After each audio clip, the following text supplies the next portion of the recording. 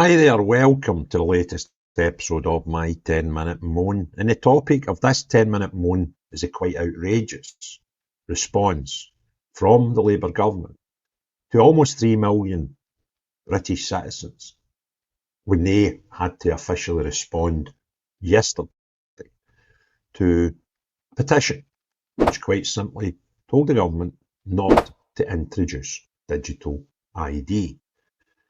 And they are duty bound to respond to these petitions once they reach a certain level. But the way in which this one's been responded to is quite bonkers. I'm just going to pull up the petition online.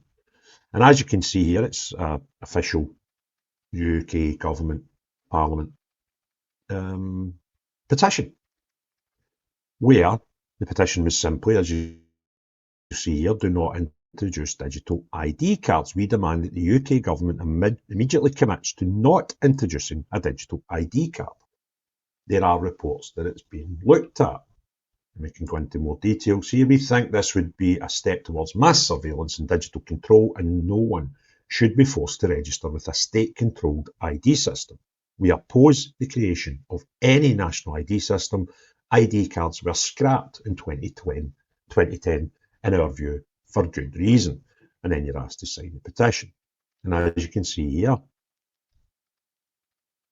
almost 3 million, over 2.75 million people, and it's gone up even as we're recording. It'll be 2,760,000 within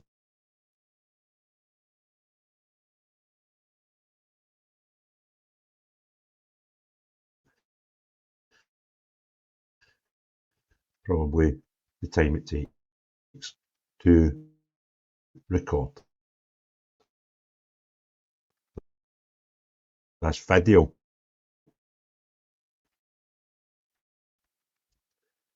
It just does show quite quickly. So Parliament considers all petitions that get more than 100,000 signatures, and then they're waiting for 11 days for a debate date. So they are going to debate this. However, the government's already responded. And one of the highlights of the response, we will introduce an ID within this Parliament, which is a bit scary. They're not telling you they're going to debate it, they're going to tell you they're going to introduce it before the debate to help tackle illegal immigration. This is total bollocks. We all know that. I mean, there's not a single person on the planet thinks this will stop and tackle illegal migration. The justification is that it will stop them working illegally, so they'll not come here. Well, we've got safeguards currently that stop people working here illegally, and they still come. So a digital ID card isn't going to suddenly stop people that are paying people to work in farms, working delivery jobs, that work in kitchens. These jobs will still be there, regardless of whether you have a digital ID or not. The problem we have is enforcing it. And you will need the same amount of people to do the same amount of stuff to enforce digital IDs are used by illegal migrants as you do that check current things like national insurance numbers and things like that. Like, can you prove your identity? These things are still are in place already. So you don't need a digital ID to stop the amount of illegal migrants coming into the country. That is total bollocks. And it says it's going to make accessing government services easier. Which services? Which services can we not access just now and enable wider efficiencies, which is just a buzzword, which means nothing. What wider efficiencies? We will consult on details soon. So you can read the full response here. It says the government has announced plans to introduce a digital ID system, because there's more lies in this, by the way. This whole response is just total bonkers, right? Sorry, I'll start again. The government has announced plans to introduce a digital ID system which is fit for the needs of a modern Britain. We are committed to making people's everyday lives easier and more secure, to putting more control in their hands, including over their own data. No, you'll take the control right out of their hands by giving you the access to it to use from whatever means you see fit. And it doesn't matter what you say will happen in the future. We've already seen umpteen laws that have been put in, some of them for very good reason. However, when the laws are applied in the future, they have a great, what's the word I'm looking for? It happens great regularity of actually not being used for the reasons that we're told they're introduced, regardless of how wholesome the reasons are initially. So, and to driving growth through harnessing digital technology. Growth of what? Growth of the people that make the digital ID cards. We also want to learn from countries which have digitalised government services for the benefit of their citizens in line with our manifesto commitment to modernise government. So they're playing in words here. Because to say that bringing in digital ID was a manifesto commitment, that is total bollocks. That was never on Labour's manifesto. However, when you tag in to modernise government, then you could say that that might have been a commitment on your manifesto, but there was absolutely no mention of modernising government by introducing digital ID. Currently, when UK citizens and residents use public services, start a new job, for example, buy alcohol, they often need to present an assortment of physical documents to prove who they are or things about themselves. This is both bureaucratic for the individual and creates space for abuse and fraud. Yes, it does. But having a digital ID doesn't make it any less bureaucratic or less available to abuse or fraud. This is just justifying what you want to do anyway. This includes known issues with illegal working and modern slavery. Oh, there we go. We'll put some really serious, scary buzzwords in there like slavery. So that must mean it's a good thing because it's going to stop slavery. No, it's not. Because right now, the things you need to prove you can work, which you've mentioned yourself in the above paragraph, is not stopping people working. Because there are certain employers who don't care. They'll stick folk in farms, they'll stick folk in factories, they'll stick folk in kitchens and restaurants, and they don't bother getting any ID. So do you genuinely think putting their ID into a digital device is going to make these people suddenly not employ people illegally? Total bollocks.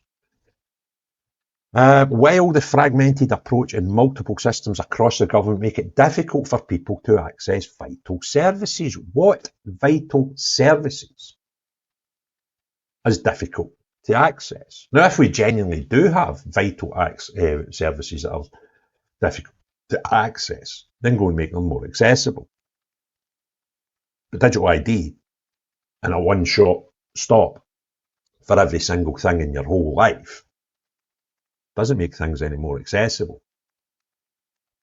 Having more appointments available for people in doctor surgeries, for example, is a vital service.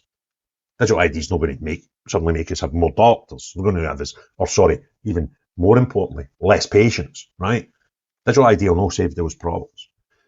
Further, there are too many people who are excluded, like 1 in 10 UK adults who don't have a physical photo ID, so can struggle to prove who they are and access products and services they are entitled to.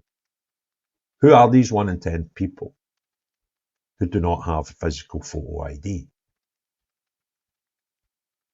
I mean, and what services or products can they not get because they don't have physical photo ID? This is just bonkers, right? If you want to get a document to prove how old you are so you can buy a bottle of wine, there are umpteen acceptable physical photo IDs that you can use, that shops will accept for that purchase, without having the government the ability to have every single bit of your identity in the confines of a government online document collection service.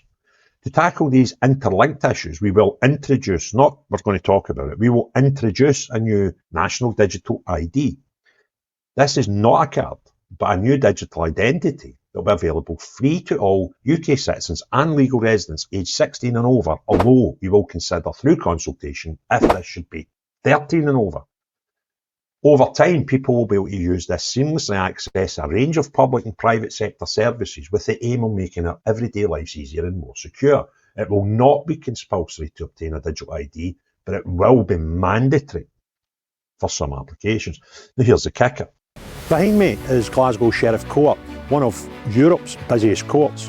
And because of that fact, we'll see every week several members of the public and podcasters, etc., facing trials in here for a number of things. However, an increasing number are for posts on social media, videos on YouTube, etc., etc., etc. And for that reason and that reason alone, I believe it would make sense for everybody who does podcasts as a minimum to join the Free Speech Union, because they will help protect you when the law turns on you. That doesn't give you carte blanche to say what you want as a member, but it does give you the protection to help you when the law goes wrong. This is not now only something that should be considered by podcasters, because we are seeing more and more people each day arrested. Normal people who don't even see themselves as civilian journalists arrested for posts on social media. So it makes sense to join the Free Speech Union, because we live in this country in 2025. You say 1 in 10 people just now do not have access to a physical photographic ID. What about those who do not have access to a phone? And a smartphone at that, because old Nokia 6090 will not work, right? So this is bollocks. It's just you're actually contradicting yourself here, because the thing will need to be stored on a device. And I would suggest that more than 1 out of 10 people in the United Kingdom have access to a device that would allow it.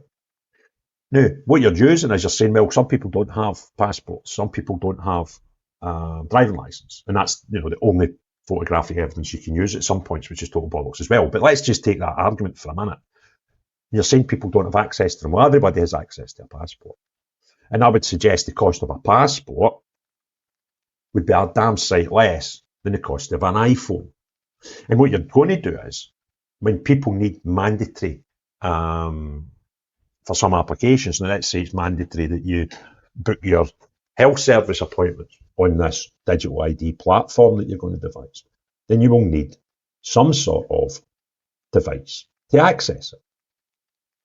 So you're never going to get 100% there, but you're using the fact that not everybody's got a passport or driving license just now as justification of bringing this thing out. This whole thing is riddled with idiotic references. For example, the new digital ID will build on gov.uk One Login and the gov.uk wallet to drive the transformation of public services. Over time, this system will allow people to access government services such as benefits or tax records without needing to remember multiple logins or provide physical documents. So bugger that, remembering logins, because anybody with any sort of device that you're going to need them to get to access the digital ID, guess what? Remembers your passwords if you want. So that's a total bollocks excuse as well. It will significantly streamline interactions with the state. I bet it will. Saving time and reducing frustrating paperwork, while also helping to create opportunities for more joined-up government services. International examples show how beneficial this can be. For instance, Estonia's system reportedly saves each citizen hours every month by streamlining unnecessary bureaucracy, and the move to becoming a digital society has saved taxpayers money. I can't think of anybody that spends hours in the UK dealing with government bureaucracy. Hours. Every month. Stop talking balls. Anyway, this is a mental bit. By the end of this Parliament, employees will have to check the new digital ID when conducting a right to work check. Why? You have a right to work check just now as an employee that you are legally bound to do. So if we've got a section of the society who don't bother, they're not going to bother checking with the new digital ID platform that you bring. That's just idiotic. They go on, this will help combat criminal gangs who promise access to the UK labour market in order to profit from dangerous and illegal channel crossings. No, it won't, because they don't care. And these people that they're bringing across can't work here legally anyway, but somehow manage to work because we have a load of employees who don't care if people have got the right to work because they don't carry out the checks. So making this thing onto one single platform isn't going to suddenly have all these people, all these employees decide, oh, I better stop bringing in illegals and giving people jobs who shouldn't legally be allowed to work here. It's total bunkum. It will create a fairer system between UK citizens and legal residents, crack down on forged documents, and streamline the process for employers, driving up compliance. Further, it will create business information showing where employers are conducting checks, so driving more targeted action against non-compliant employers. Well, who's going to actually drive this targeting? Who's physically going to go and do it? Because if we've got people that can do it just now, then they're obviously doing it just now, and the amount of levels that they're doing it at will not increase. So how's it going to put more people off doing it? These are absolutely idiotic. We've got a system in place just now that stops people working illegally if they're held accountable to it. We don't need another one that they're going to ignore. For clarity, it will not be a criminal offence to not hold a digital ID, and police will not be able to demand to see digital ID as part of a stop and search. Is this the bit we pretend laws are never changed? Is this the bit we pretend that once a law is in, that's it, and no government will ever change it? Because we've seen that already. Privacy and security will also be central to the digital ID programme. We will follow data protection law and best practice in creating a system which people can rightly put their trust in. Let me just remind you, there's not a single system that is 100% secure. And even if it was, what's to stop people infiltrating the parts of our government, the parts of our society that access the digital ID? So nothing is secure. Anyway, people in the UK already know and trust digital credentials held in their phone wallets to use in their everyday lives. Well, yeah. And I decide who sees that information. And that is nobody, because it's stored on my phone. And if I want to pay for something using my card on my phone, if I want to use for boarding passes when I travel in an aeroplane, for example, then I decide who sees that information or not. So this is just bollocks. We do trust digital credentials held in your phone wallets because we know who accesses. What you'll be doing is you'll be getting all that information onto your platform. So you decide. From paying for things to storing boarding passes, the new system will be built on similar technology and your boarding pass and with your boarding pass to government. Digitally checkable digital credentials are more secure than physical documents, which can be lost, copied or forged. Well, yeah, and I'm yet to find anything that's digital that can't be lost, copied or forged either. And often means sharing more information than just what's necessary for a given transaction. Yeah, but you want us to give all our information, everything. You'll have access to where we are, who we're with, what we're buying, where we're spending time, where are we in relation to house, how many miles have we travelled. All this stuff is bonkers. You don't need it. If you're true and what you're saying is you want it to stop illegal workers. The new system was designed in accordance with the highest security standards to protect against a comprehensive range of threats, including cyber attacks. Okay, so now what we're going to pretend is that how this works is those who set these standards and systems are a step ahead of the cyber hackers. Well, the reality is true. The cyber hackers end up ahead of the game all the time, every system. And then the system needs to get improved. That's kind of how we've evolved cyber security. We've never been ahead of it. The cyber hackers always end up ahead. Anyway, we will launch a public consultation in the coming weeks and work closely with employers, trade unions, civil societies, groups and other stakeholders. There's another buzzword that I'm sick of hearing, stakeholders. You will not talk to normal men in the street. That's just not the way it works. You get stakeholders who you say have got an input into this, who you select. That's where all these NGOs and quangos come in. They get brought in and go, oh, we've got a stakeholder from whatever demographic or whatever part of society that are going to say, yeah, that's good. Yeah, that's how it works. We're not fooled anymore. Anyway, they're going to co-design the scheme, apparently, and ensure it is secure and inclusive as possible. Following consultation, we will seek to bring forward legislation to underpin this system. Signed off, Department for Science, Innovation and Technology. So, there we go, good people of the United Kingdom. Just to let you know, in case you hadn't actually figured it out for yourself, the government are not interested in listening to you. They'll bring in cuddly bodies and stakeholders that they invite in, knowing fine well how those stakeholders will respond to questions and points made by the government. And it's just bonkers. Anybody falls for this, you need your head seen to. It has been used and abused by a government who want to control every aspect of your life. And what they'll do is they'll use things like immigration to try and sell it to the public. It's a lot of nonsense. They tried it previously under Tony Blair, where they told us it was going to protect children. For some reason, it was going to stop criminals being criminals. Now, the new concerns of the public are the levels of illegal migrants and their effect in society. What we'll do is use it as the tool to sell this thing that we've just wanted to do. Nothing to do. Don't be fooled. It's got bugger all to do with bringing in less illegal migrants. It's got bugger all to do with people working illegally. And the reason I can say that with the utmost confidence is we have things available to our government right now to combat those two excuses. So don't be fooled. If you want others to see this video, hit the like button, hit the share button, and put your comments below. If you've not already done so, please consider subscribing to the channel.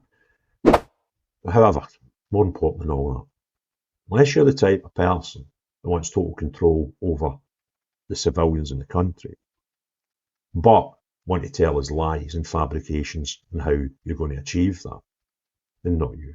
But everyone else, have a great day. Cheerio, bye now.